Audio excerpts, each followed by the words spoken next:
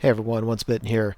So, as an introduction to this battle report, I want to talk about the new build that you'll see in this game and in my next game, and probably in some games after that. But basically, I'm going for a Council of Light build with my Empire army for a couple reasons, not the least of which is I had an idea for a war altar I wanted to build um, that you'll see in just a minute, and also I think it counters the current meta fairly well in terms of the Vampire Counts Night Bus, the typical Warriors of Chaos build, anything with individual monsters or characters that are just really tough.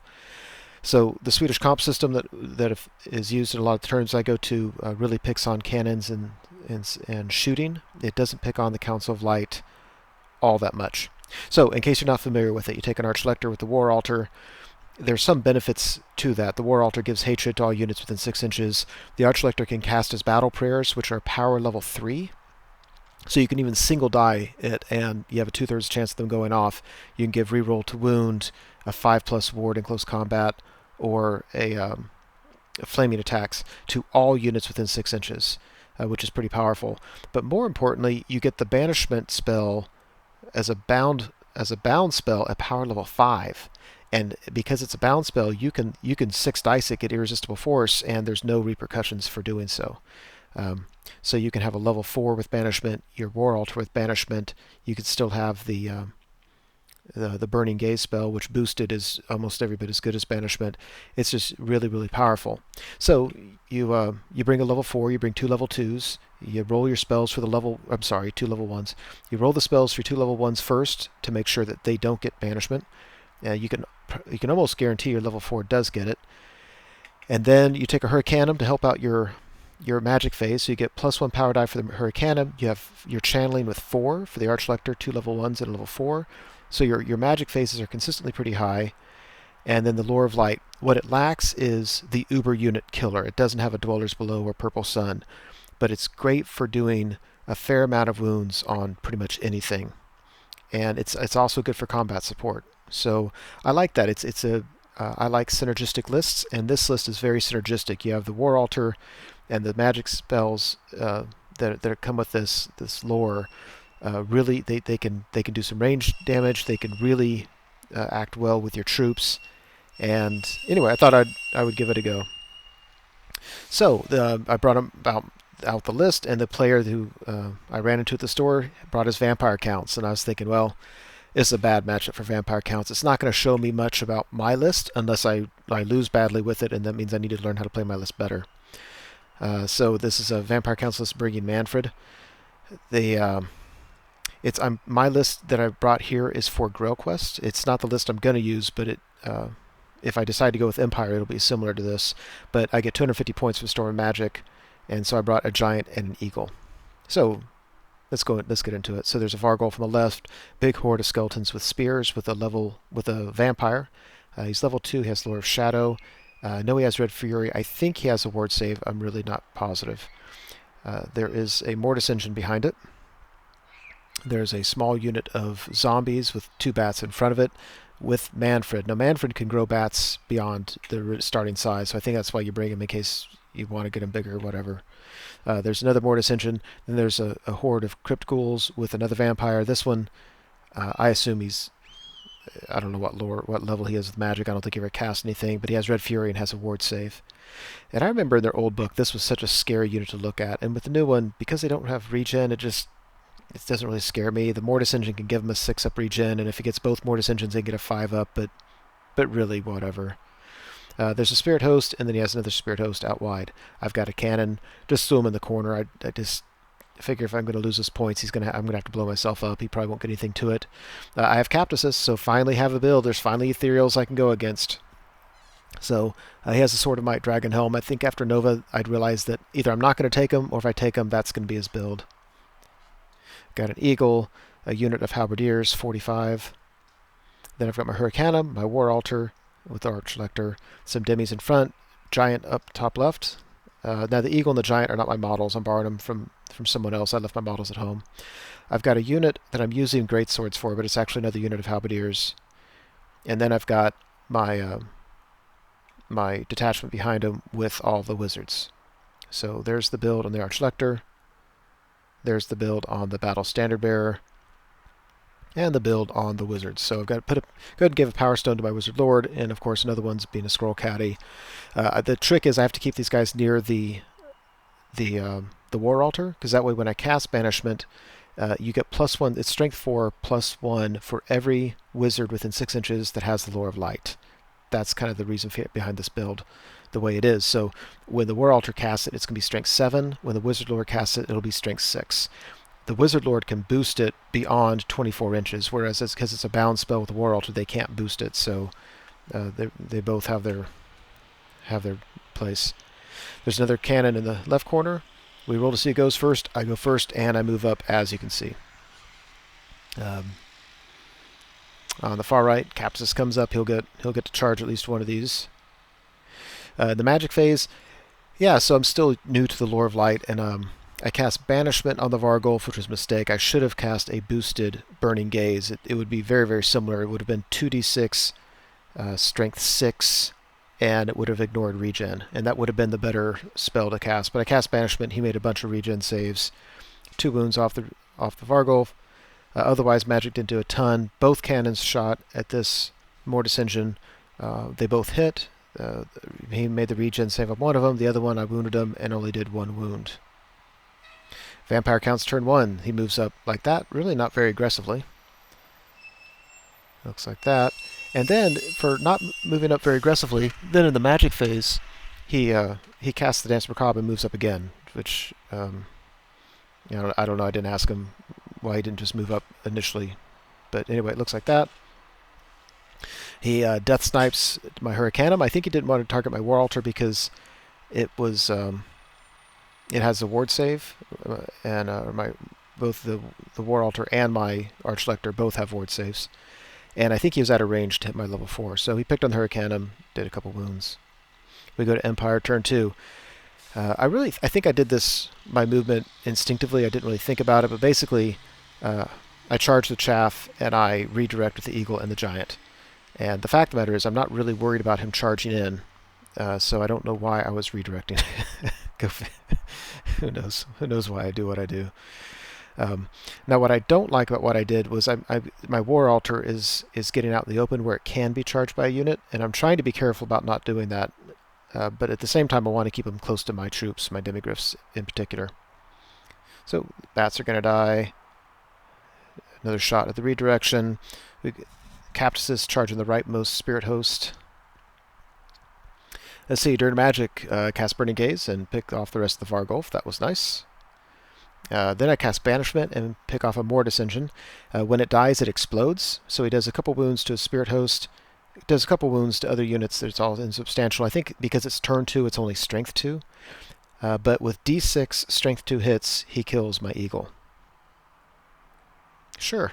Yeah. All right. Great. But, I mean, whatever. So, already I've got off Burning Gaze. I've got off a Banishment. And then I think I got the False Protection off of my Halberdiers. And then I still had a couple dice left. Because my opponent, he tried to dispel a couple things and burned his dice and wasn't able to stop it. So he just got hosed in this magic phase. But what's funny is, if you look at the tokens, I put reroll to hit on my Demigryphs and I put the 5-up ward on my Halberdiers.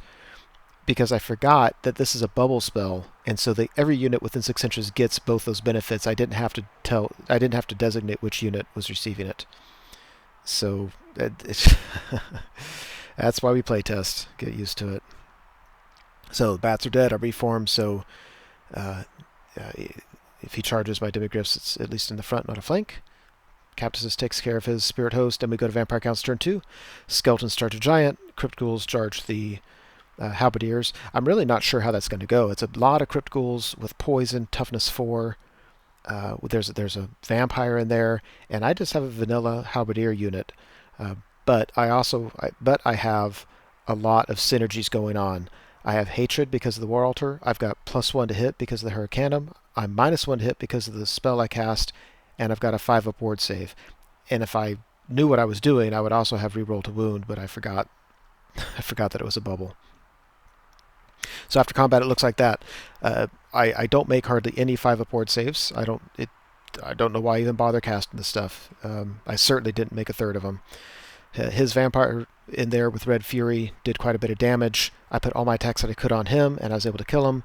The rest of my attacks I put on the ghouls, and it looks like you can see it. So, it looks like he lost 15, and I lost about the same. So really, at this point in the game, I'm glad the vampire's gone, so I think I'll have the advantage, but next time I won't have hatred. So we'll just have to see. Over here, yeah, the vampire here is strength 5, the giant's toughness 5. He has Red Fury, so he's able to do a bunch of wounds. I don't know if he did 2 or 3. The skeletons did at least 1. Giant's not long for this world. And it's so stupid because I didn't need him there. I would very much rather them have charged the demigryphs. So the demigryphs charge in. My war altar goes in and charges in with against the ghouls because I'm just not worried about what they can do to it. There we go. Let's see, magic phase. Again, he's having the hard time. I have so many dice, and I can cast spells with the exception of banishment. I can cast all my spells using 1 or 2 dice. So I Burning Gaze the Spirit Host. He can't afford to use his Dispel dice for it, so I get that off. I think he's stopping banishment, but at the end of the day, I cast Reroll to Wound and the 5 Apport save. And again, I put him on the Halberdiers. I forgot that it went to all units within 6 inches, which certainly affects things. Cannons are still trying to shoot. I hit the Mortis Engine again, and I've done 2 wounds total. After combat, yeah, the vampire actually whiffs his attacks, and so the giant gets to kill some skeletons. The demigryphs kill a ton of skeletons. Skeletons kill the giant because they have no problem rolling 6s, and he wins the roll to reform first, and so he moves over, goes in bus formation, and I'm perfectly happy. I'm going to win this in the long haul. I'm not worried about it a bit. I'll probably put a bunch of attacks on the vampire to make sure I kill him, because I'm not worried about the skeletons. I'll kill them eventually. And over here, again, I'm +1 to hit, reroll to wound, 5 up ward save. I finally make some ward saves. Yeah, we make short work of the Crypt Ghouls. I didn't really expect to pop on this turn, but they popped. I overran with the War Altar because he doesn't have a champion in with the zombies.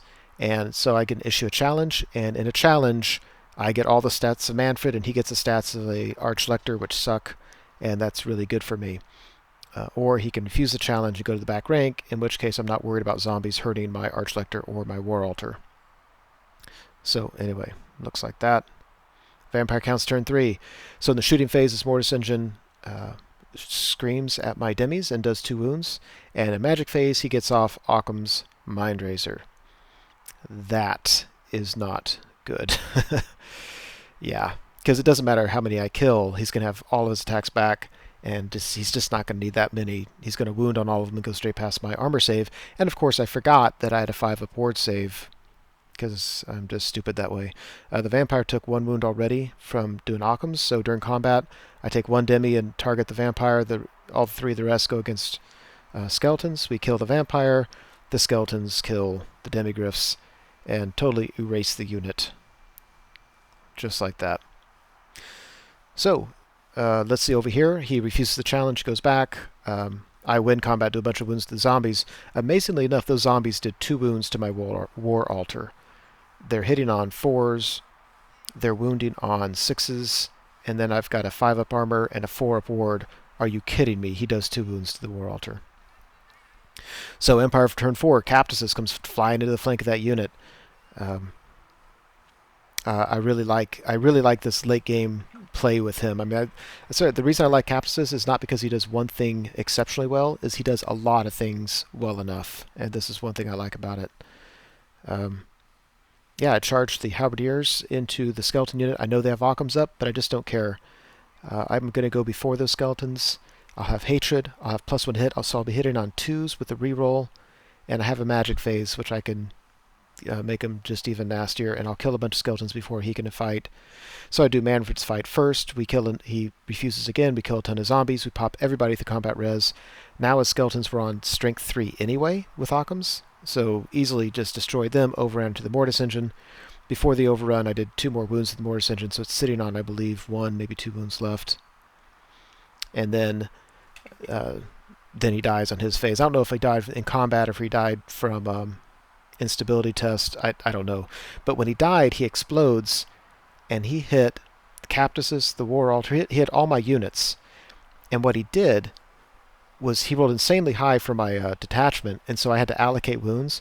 So he took Captuses, War Altar, 2 of my level 1s, and my Hurricanum all below half strength. And that matters. If we were in the tournament we were preparing for, that would matter, because that would take me from a 1100 point victory to a 650 point victory. So victory for the Empire, but again, it's only about 650 points. It's a modest win, a solid win. It's not a crushing victory, which I wasn't thrilled with, because I felt like this was a great matchup for me, and I felt that I was crushing through the game. He got totally tabled. But in retrospect, I'm thinking, I didn't play the Giant well. The Giant I'm probably not going to take in this list. He's way too fragile, and I just didn't play him well. The Demis, yeah, I lost the Giant and the Demis, a Cannon, and an Eagle, and then I lost half points on everything in my army. So I think the half points was just a little bit unlucky. I got really unlucky with my shooting. There were so many times where I wasn't rolling to wound and stuff like that. His Mortis Engine should have died a long time ago. So overall, I'm happy enough with how it turned out, and it would be better if I would just get used to the battle prayers and stuff like that. So anyway, that's it. That's my first battle report with the Council of Light. Hope you enjoyed it.